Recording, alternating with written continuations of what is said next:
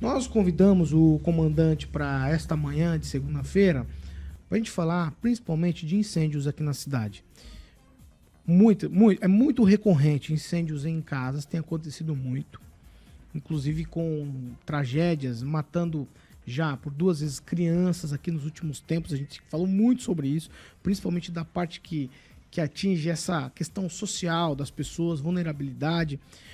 E aí eu coloco já o senhor na conversa, comandante, perguntando se de alguma maneira o Corpo de Bombeiros já identificou, principalmente em residências. Depois, se alguém quiser perguntar de terreno baldio, também pode ficar à vontade, gente. Principalmente em residências. A gente tem viu nos últimos dias, no dia do Natal, do Ano Novo, também uma situação num açougue aqui em Maringá. As imagens eram muito feias, né? E o Corpo de Bombeiros chegou lá rapidamente, conseguiu controlar tudo aquilo. Vocês já conseguiram mapear aqui na cidade o porquê desses eventos? Então, Paulo, a gente observa 2023 foi um ano, assim, como você falou, teve algumas ocorrências que se destacaram, que chamou bastante atenção por haver vítimas, né? Vítimas fatais e dentre essas vítimas, crianças. O que a gente observa, as construções hoje, elas têm uma carga de incêndio muito maior que antigamente. Eletrodomésticos, materiais de acabamento, materiais de revestimento, e esses materiais, da maioria sintéticos, né, eles acabam gerando fumaça, o fogo se alastra rapidamente, e o que o Corpo de Bombeiros tem feito é agir preventivamente, né, através de orientação, palestras, na parte preventiva, questão de projetos. Isso daí a gente tem trabalhado muito, que o incêndio é muito melhor a gente prevenir. Depois que o incêndio acontece, a gente tenta, né, fazer o combate ali, mas muitas coisas a gente acaba perdendo, né? Deixa eu só para emendar. Esses carregadores de celular que ficam na tomada hoje, possivelmente são geradores desse tipo de coisa? Ou isso é só uma lenda? Porque a gente fala, tudo isso que vem da China é muito frágil, muito isso, muito aquilo. Tem isso também ou não? Isso é só lenda? A maior parte dos incêndios acontecem na parte elétrica, né? Curto-circuito. Tem alguns materiais que às vezes não tem a procedência. Por exemplo, um exemplo é carregador de celular. Às vezes a pessoa compra de uma procedência duvidosa e pode ocasionar um acidente, né, um incêndio, um choque elétrico, enfim. Professor Jorge. Várias questões. Você está ali na rua Marquês de Abrantes, né? Com a Paraná. É a Avenida Guaíra com a Paraná, Guaíra, a esquina ali. E aí, em frente, está o túnel. Sim. Famoso túnel que os bombeiros, pelo que você vê no processo judicial, já se manifestaram que é uma área de alto risco. Talvez a área de maior risco da cidade de Maringá. Não preocupa aos bombeiros essa situação e como os bombeiros atuam preventivamente. Agora se abriu um buraco naquele lugar e um carro quase terminou caindo, aí foi uma imagem transmitida aí nacionalmente. Então, esse túnel, ele é realmente uma situação segura, ainda mais se pretende ampliar, e numa das pontas nós temos uma central de combustíveis, de abastecimento de combustível, e passa-se grãos todos os dias, e os grãos, sabemos, fermentam, produzem gases e também tem essa potencialidade de efeitos explosivos. Esse é um ponto. E o segundo, em 2017, lá vocês resgataram um corpo, na verdade, retiraram um corpo do lago do Parque do Ingá. E a prefeitura está aí nessa ideia de uma prainha. Qual é a preocupação nesse tema das prainhas? Porque vemos Porto Rico, pessoas afogadas frequentemente, né? Como fica essa questão da segurança em áreas de lazer? E o último, a questão vocês dão laudos para eventos. Muitos eventos, e tem um ali na Avenida Mandacaru, uma igreja muito grande e que não tem isolamento acústico nenhum. Vocês vistoriam essa questão também? Bom, professor, vamos começar lá na questão do túnel. Nós temos esse túnel urbano, né, que corta a cidade de Maringá. Ele foi construído na década de 90, início da década de 2000, ali houve uma ampliação. Ele tem alguns problemas, né? A gente tem já foi questionado isso lá atrás, né? A questão das saídas de emergência, a questão da iluminação. No caso de um acidente, eu tenho que ter acesso a esse túnel, né? Nós temos alguns acessos ali. Isso daí já foi tratado, né? E é claro que ele pode ter algumas melhorias ali, ok?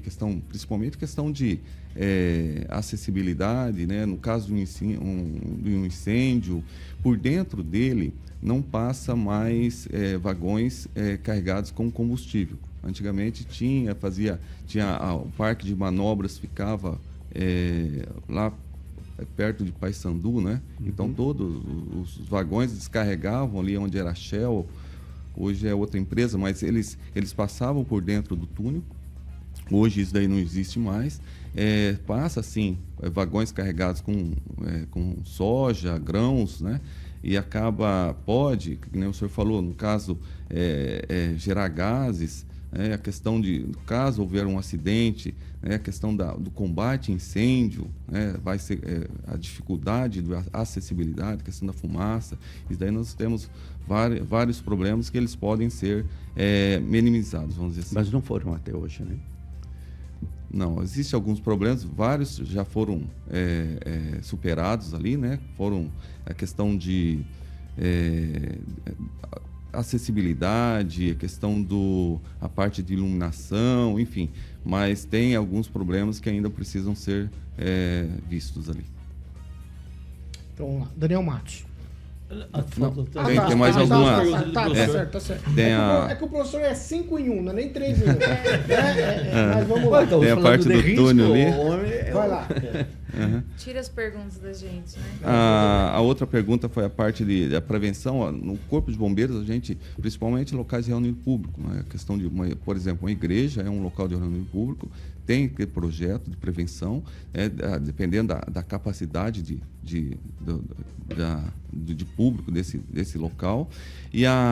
Mas você não vistoria o isolamento acústico, né? Daí o Corpo de Bombeiros, é claro que esse isolamento acústico deve estar dentro das normas de segurança, né? Mas eu não vou vistoriar uma igreja porque ela está incomodando isso daí acho que é a questão da fiscalização da prefeitura, ok? Mas o isolamento acústico, aquele acidente que aconteceu em Santa Maria, foi a questão do isolamento acústico lá com espuma, totalmente fora das normas de segurança, ocasionou um acidente daquela magnitude. Então, o que a gente fala é a questão de a parte preventiva faz parte, o controle de materiais de acabamento e revestimento faz parte uma das medidas de segurança, né, com o Corpo de Bombeiros de Vistoria, e que, no caso, uma igreja ali, ela tem que ter esse isolamento acústico, mas dentro das normas que a norma estabelece. Então vai lá agora, Daniel Matos. Tem mais algum? Não, né? Acho que é o Daniel. A do lago. A questão do lago. Da praia. De fato, da praia. Acabou o programa. O Corpo de Bombeiros também, a gente faz a parte de prevenção nesses locais públicos. Por exemplo, o senhor citou ali Porto Rico, né? Nós temos a Operação Verão, nós disponibilizamos guarda-vidas para essa Operação Verão. É claro que na nossa região existem muitos balneários, piscinas, e o pessoal, devido ao calor, eles procuram esses locais ali para se banhar e pode acontecer algum acidente. O que a gente orienta, por exemplo, no caso de uma prainha, eles têm que ter a presença no guarda-vida, ok? Alguns locais o Corpo de Bombeiros disponibiliza, né, no litoral paranaense, algumas prainhas públicas ali, né, no caso ali de Porto Rico, mas na maioria deles as próprias prefeituras ou um local particular ali, eles fazem a contratação desses guarda-vidas para fazer a segurança dos banhistas. Agora sim, Daniel. Major, bom dia, né? Como o Paulo falou no começo, o Corpo de Bombeiros é uma instituição muito respeitada por todos, né? E hoje, assim, quais são os principais desafios hoje enfrentados pela corporação? E se, como assim, 2023 foi um ano atípico, assim, vamos dizer, com vítimas, crianças, para 2024, a prevenção, essas palestras, reuniões em escola, existe uma maior demanda? Vamos dizer, o Corpo de Bombeiros vai estar mais presente nas escolas, empresas falando sobre a prevenção dos incêndios? Sim, é uma preocupação do Corpo de Bombeiros, atuar na questão da prevenção. Nós temos buscado fazer, através de palestras, orientações. Nós temos, hoje o Paraná tem a Brigada Escolar, que a gente faz o treinamento de toda a rede pública estadual ali dos professores. A questão dos condomínios, a gente tem dado algumas palestras ali para os síndicos, os condôminos ali, os riscos que esses locais oferecem, né? E como usar o sistema preventivo, né? Não basta a gente ter um projeto aprovado, ter uma vistoria feita, as medidas de segurança ali, se as pessoas não sabem usar esse sistema preventivo. E a cada vez mais, como eu falei anteriormente, a gente se depara com construções com uma carga de incêndio maior, e a gente tem visto ali o número de incêndios, ele tem diminuído nos últimos anos, mas a gente ainda tem essas situações ali de incêndios com vítimas fatais. Fernando Tupã, você tem a pergunta? Comandante, eu vejo uma coisa bastante estranha aqui no Brasil, que não há uma conexão entre as residências e o próprio local do Corpo de Bombeiro. Por exemplo, nos Estados Unidos, as casas geralmente são feitas de madeiras em determinadas regiões e existe vários comandos espalhados em bairros da cidade do Corpo de Bombeiro, inclusive com ligação do apartamento, por exemplo, tocou o alarme antifogo, já aciona o Corpo de Bombeiros. Por que aqui no Brasil, em Curitiba, em Maringá, não acontece esse tipo de exigência por parte das prefeituras? Então, a vistoria cabe... quem faz a vistoria é o Corpo de Bombeiros, no caso, o Estado, né? E a gente está evoluindo para chegar a esse ponto, chegar o mais rápido possível, diminuir ainda mais o tempo-resposta, né? Nós temos um incêndio, se eu conseguir chegar entre os primeiros 5 minutos ali, né, a fase que ele está incubado, as chances de a gente ter êxito nessa ocorrência é muito maior. No caso do incêndio com vítimas, nós temos alguns casos aqui, a questão das pessoas, à noite principalmente, né, questão de minutos ali, a residência, o estabelecimento fica tomado pela fumaça e às vezes acaba dificultando o trabalho do Corpo de Bombeiros. Ângelo Igon. Major, primeiro, parabéns por ser palmeirense. E eu me lembro, todo o tempo, eu me lembro até do envolvimento dos bombeiros, no caso do Paulic, que houve ações do Ministério Público contra o comando do Bombeiros, por mau uso da taxa do fundo rebom. Mas esse é o tempo mais antigo ainda, que é da briga pela escada Magiros. Então eu queria saber como é que está hoje, em termos de equipamentos, o Bombeiro de Maringá. Você está preparado para atender qualquer tipo de urgência, ainda mais uma cidade cada vez mais verticalizada? O Corpo de Bombeiros nós recebemos recentemente, faz uns 2 anos, na época da pandemia, ali uma plataforma. Nós temos, aqui em Maringá, nós temos o quartel central, que fica ali na Avenida Paraná, com a Guaíra. Nós temos a pretensão de construção da nova sede voltada para saída para a Avenida Paraná. Até o pessoal questiona ali a questão daquele terreno que nós temos na esquina ali. A pretensão é trazer toda a parte operacional. Daí uma questão, Paulo, a questão a central de operações do Corpo de Bombeiros, né, uma sala de desastre, aqueles eventos, né, um vendaval aqui em Maringá, um acidente com múltiplas vítimas, a gente ter toda a estrutura necessária dentro do mesmo local.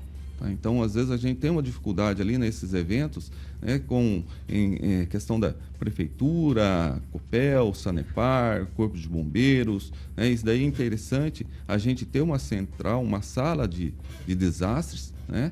E e uma central de operações eficiente, né, para a gente diminuir o tempo de resposta. Aí nós temos, aqui na cidade de Maringá também, nós temos outros 3 postos, no Jardim Alvorada, Operária e Maringá Velho. Esses 3 postos, eles foram criados lá na década de 80. Né, e de lá para cá a cidade continua crescendo e a gente vê que é interessante a gente repensar futuramente a localização desses postos ali. Ok? Nós temos, por exemplo, o quartel da Vila Operária, do Operário, que fica junto ali com a rodoviária de Maringá. Né? A gente pensa em colocar, posicionar entre outra região. E aquilo que a gente fala, o Corpo de Bombeiros ele tem que chegar o mais rápido possível na ocorrência, seja um acidente de trânsito, seja um incêndio, uma busca, a presença do bombeiro, o quanto mais rápido a gente chega, mais as chances ali de a gente ter todos esses postos estão funcionando? Sim, todos nós eles. Temos antigamente vocês tinham uma característica, o Corpo de Bombeiros, os portões eles ficavam abertos. Isso, né? isso. Nós temos o Corpo de Bombeiros é uma tropa aquartelada, diferente da Polícia Militar, ela fica fazendo ronda, né? O Corpo de Bombeiros ele fica ali esperando, deu atendimento, né? A gente tem que sair fazer o atendimento. E hoje a gente a central de operações ela é centralizada, então quando vocês ligam o 93 ali hoje está ali no quartel central, e nos postos só fica a guarnição de atendimento. Então deu ocorrência, eles saem, né, o portão fica fechado, né, não tem uma guarda permanentemente. Então, às vezes a gente passa, a gente se incomoda ali, passa na frente do quartel, parece que o quartel está fechado. Não, a guarnição está lá dentro, ou está atendendo, ou ela está lá dentro, mas os portões ficam fechados, automatizados ali, deu ocorrência, já sai para o atendimento. Pamela Bussolini. Major, eu gostaria de saber uma coisa que eu penso que os maringaenses estão até curiosos, né? Porque ultimamente a gente tem assistido muitos eventos climáticos na nossa cidade, vendavais, e cai árvore, cai em cima de carro, ou cai em cima de casa. Então eu gostaria de saber assim, quando vai o bombeiro, né? Quando vai o corpo de bombeiros para socorrer esse tipo de ocorrência, ou quando não? Então é a Copel, é a prefeitura. Como que a gente diferencia, né, esse tipo de ocorrência? Caiu uma árvore. Para quem eu ligo? Quando eu devo ligar para o Corpo de Bombeiros ou quando eu devo ligar 156 para a Prefeitura, para a Copel? Então, Pamela, isso daí é uma dificuldade bastante grande, as pessoas não têm essa... a população, em geral, ela fica ali diante de uma situação e não sabe para onde ligar, né? Uhum. Se liga... eu ligo 93, ou ligo 156, ou ligo para a Copel, e é uma dificuldade bastante grande. Até essa questão que eu comentei, é uma sala de desastres, né, que a gente precisa centralizar todos esses órgãos. As pessoas têm que ligar um número e a gente tem que dar uma solução. Ok? Então você pode ligar para um 93, pode ligar se quiser ligar para a Defesa Civil, um 56 da Prefeitura, mas todas essas equipes elas vão estar centralizadas num único lugar.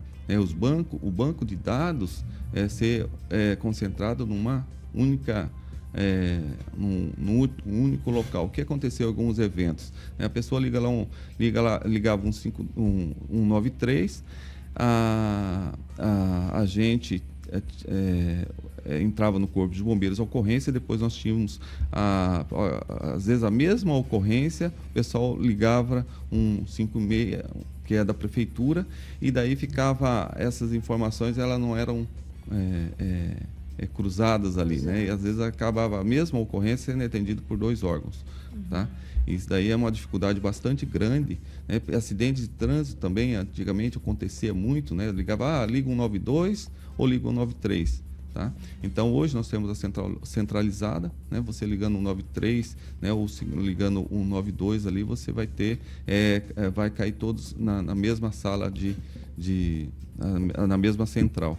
Tá? E nos últimos eventos que ocorreu aqui em Maringá, foi uma dificuldade que nós encontramos, essa das pessoas não saber para onde ligar. Né? Por exemplo, se tem uma árvore que caiu sobre a rede elétrica, né, você pode ligar 193 para o Corpo de Bombeiros, nós vamos registrar essa ocorrência e o Corpo de Bombeiros se encarrega, né, de acionar a Copel, né, enquanto essa rede estiver energizada, o Corpo de Bombeiros não vai acessar.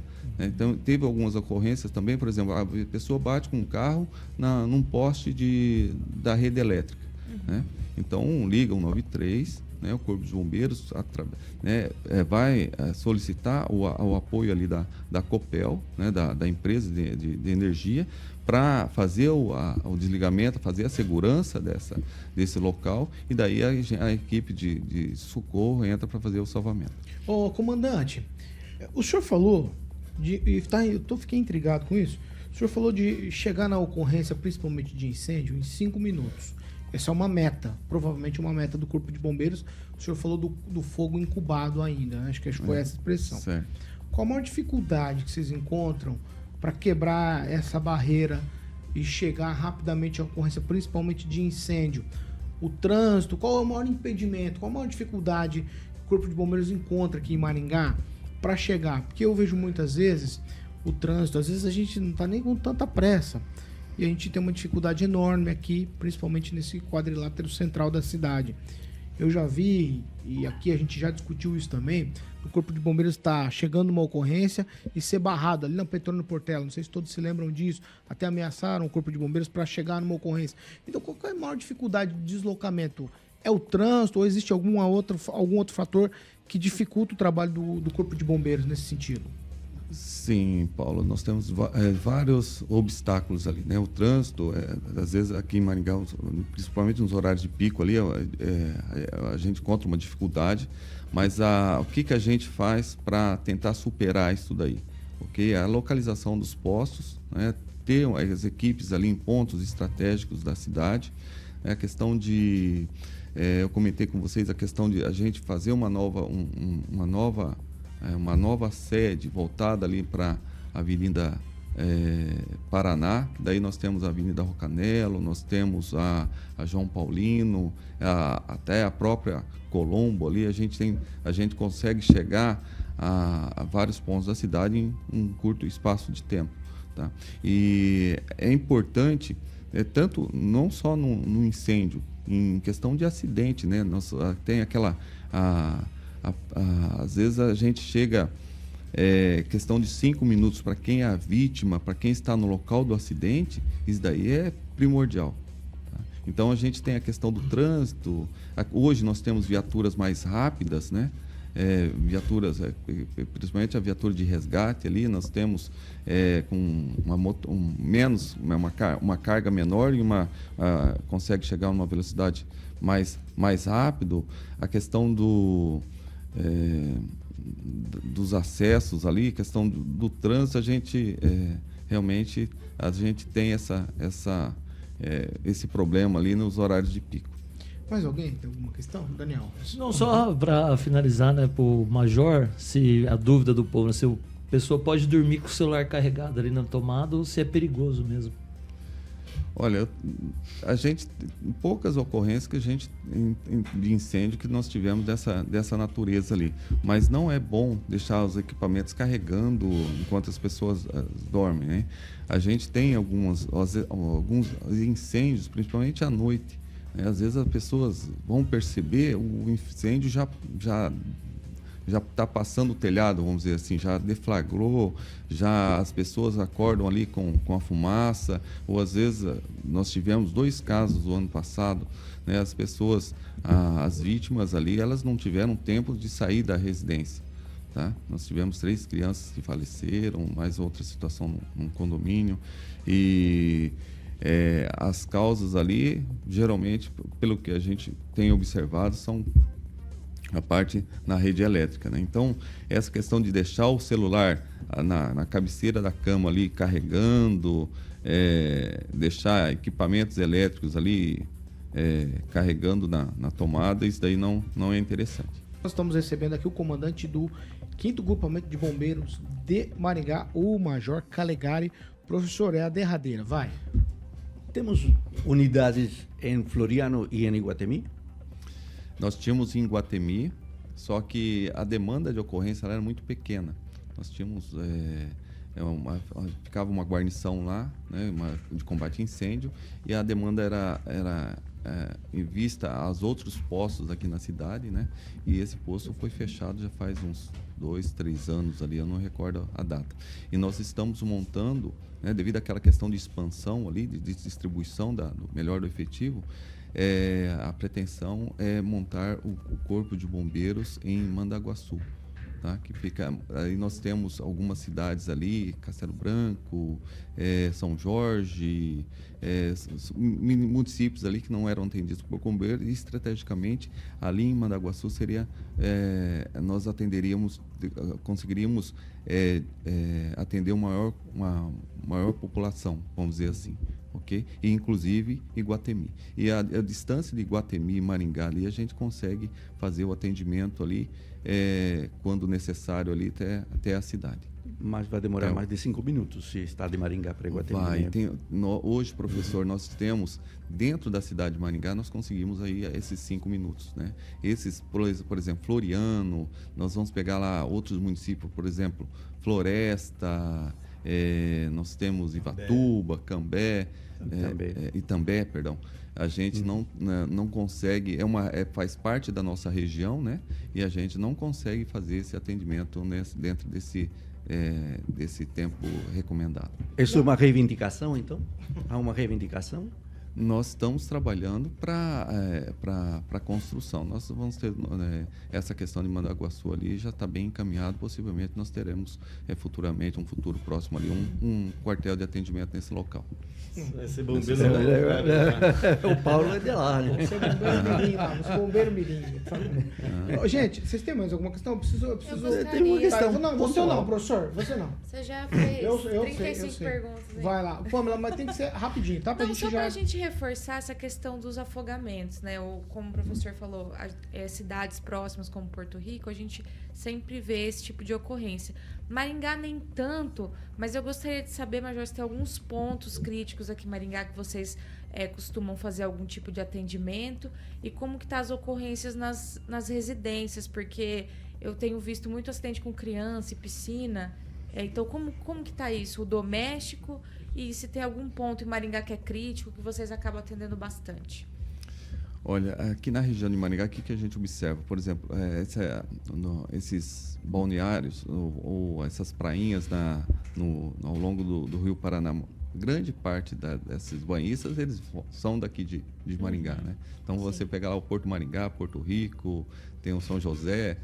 Se você for lá, você vai ver a maior parte grande parte maringaenses que vão para esses locais.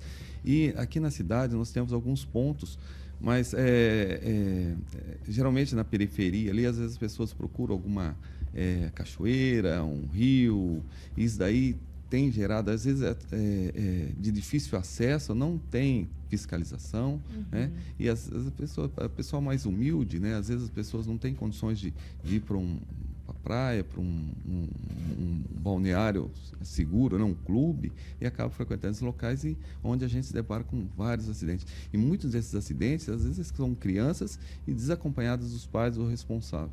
Então, a orientação que a gente dá aos pais, jamais deixar os filhos frequentar locais assim sem a devida segurança, né, ou desacompanhados ali, né, às vezes vão até acidentes além de acidentes com afogamento, né, às vezes pessoas locais insalubres ali, água imprópria para banho, acaba encontrando. Não só aqui em Maringá, mas na toda a região a gente se depara com esse tipo de problema.